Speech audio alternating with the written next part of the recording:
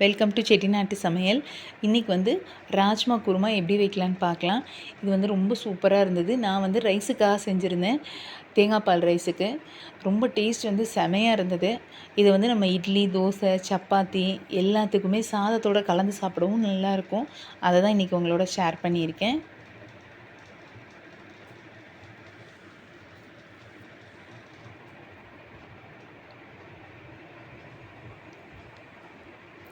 இதுக்கு வந்து ராஜ்மா வந்து 1 கப் எடுத்திருக்கேன். 1 கப் எடுத்து அதை ஒரு 2 ஹவர்ஸ் நல்லா ஊறினோன்னு இந்த மாதிரி ஊற வச்ச தண்ணியோடய சேர்த்து குக்கரில் ஒரு 3 விசில் விட்டு எடுத்திருக்கேன். இந்த மாதிரி நல்லா அவிஞ்சிருச்சு.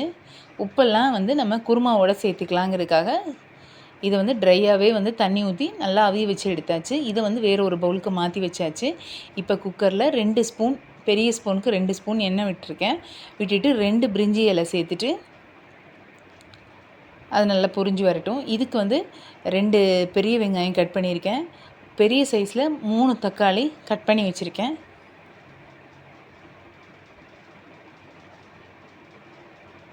நம்ம எப்பயும் வந்து இந்த 1 பாட் ரைஸுக்கெலாம் வந்து ஒரு ஃப்ரை தான் செய்வோம். உருளைக்கிழங்கு, அப்புறம் சேப்பங்கிழங்கு இந்த மாதிரி செய்வோம்.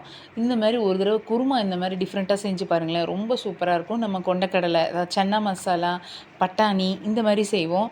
இது வந்து சூப்பராக இருந்தது ராஜ்மா. நான் முதல்ல சுண்டல் செய்யலான்னு நினச்சேன். அப்புறம் வந்து இல்லை இதில் குருமா செய்வோம் அப்படின்னு செஞ்சேன். ஆனால் அது டேஸ்ட்டு சூப்பராக இருந்தது. அதை தான் இன்றைக்கி உங்களோட ஷேர் பண்ணியிருக்கேன். வெங்காயம் நல்லா வதங்கிருச்சு. இப்போ வந்து நம்ம தக்காளி சேர்த்துக்கலாம்.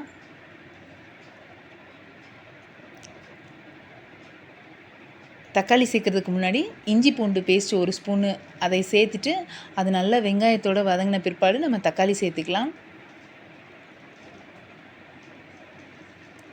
3 சைஸ் பெரிய தக்காளி அதை சேர்த்துட்டு இது வந்து எல்லாமே நல்லா வதங்கட்டும். நம்ம வதங்கிறதுக்குள்ளே அரைக்கிறது என்னென்னு பார்த்துட்டு வந்துடலாம்.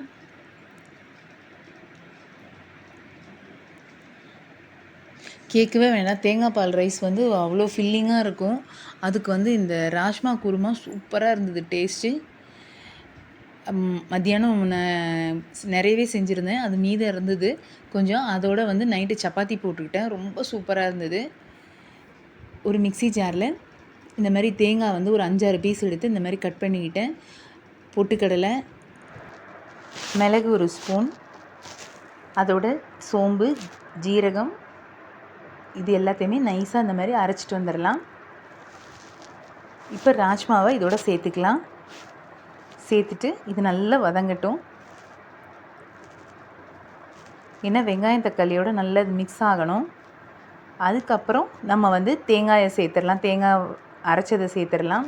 ஏன்னா அது எதுவுமே வந்து நம்ம வதக்கி அரைக்கல, அப்படியே தான் அரைச்சிருக்கோம். அதனால் இப்போ நல்லா அது வதங்கிருச்சு. அரைச்ச தண்ணி இதோட சேர்த்து கலந்து ஊற்ற போகிறோம். சோம்பு, ஜீரகம், மிளகு, இஞ்சி பூண்டு எல்லாமே நல்லா இருந்தது. உரப்புக்கு, டேஸ்ட்டுக்கும். இதுக்கு இந்த குருமாவுக்கு மொத்தமாக தேவையான அளவு உப்பு சேர்த்துட்டேன். வெங்காயம், தக்காளி, ராஜ்மா எல்லாத்துக்குமே உப்பு சேர்த்தாச்சு. உங்களுக்கு காரம் தேவைன்னா இன்னும் கொஞ்சம் மிளகு சேர்த்துக்கோங்க. எனக்கு கரெக்டாக இருந்தது. நான் அதனால் இஞ்சி பூண்டும் மிளகும் சேர்த்துருக்கேன். மிளகு, ஜீரகம், சோம்பெல்லாம் சேர்த்துருக்கேன். உங்களுக்கு காரம் இன்னும் கொஞ்சம் தேவைப்பட்டுச்சுன்னா இன்னும் கொஞ்சம் சேர்த்துக்கோங்க. மிளகு இன்னும் நல்லா இருந்தது டேஸ்ட்டு. இதில் மஞ்சத்தூளும் போட்டாச்சு. இப்போ நம்ம குக்கர் வந்து மூடிட்டு விசில் போட்டுடலாம். 2 விசில் விட்டு எடுத்துக்கோங்க. விசில் அடங்கிருச்சு. இப்போ நம்ம அதை திறந்து பார்க்கலாம். நல்லா சூப்பரான ராஜ்மா குருமா ரெடி ஆயிடுச்சு. நான் தேவையான அளவு, எனக்கு எவ்வளோ வேணுமோ அந்த தேவையான அளவு கன்சிஸ்டன்சியில் வந்து தண்ணி சேர்த்துருக்கேன். உங்களுக்கு திக்காக வேணும்னா திக்காக எடுத்துக்கோங்க. இல்லை கொஞ்சம் தண்ணி நல்லா தாராளமாக வேணும் சாதத்தில் கலந்து சாப்பிட்றதுனா அந்த மாதிரி தண்ணி கொஞ்சம் தாராளமாக எடுத்துக்கோங்க. அதேமாரி உரப்புக்கும் நம்ம காரத்துக்கு தகுந்தாப்பில் மிளகு, இஞ்சி பூண்டு சேர்த்துக்கோங்க. ஆனால் வேறு எந்த ஸ்பைசஸும் நான் சேர்க்கலை. இது 2 தான் சேர்த்துருக்கேன். ஆனால் டேஸ்ட் மட்டும் வேறு லெவல். கண்டிப்பாக ட்ரை பண்ணி பாருங்கள். இது வந்து ஒரு சர்விங் பவுலுக்கு மாற்றிட்டு கொத்தமல்லியும் சேர்த்தாச்சு. இதுதான் உங்களோட ஷேர் பண்ணியிருக்கேன். கண்டிப்பாக நீங்களும் ட்ரை பண்ணி பாருங்கள். உங்கள் வீட்டில் உள்ளவங்களுக்கும் செஞ்சு கொடுங்க. பிடிச்சிருந்தா செட்டிநாட்டு சமையலை லைக் பண்ணுங்கள், சப்ஸ்கிரைப் பண்ணுங்கள். தேங்க்யூ.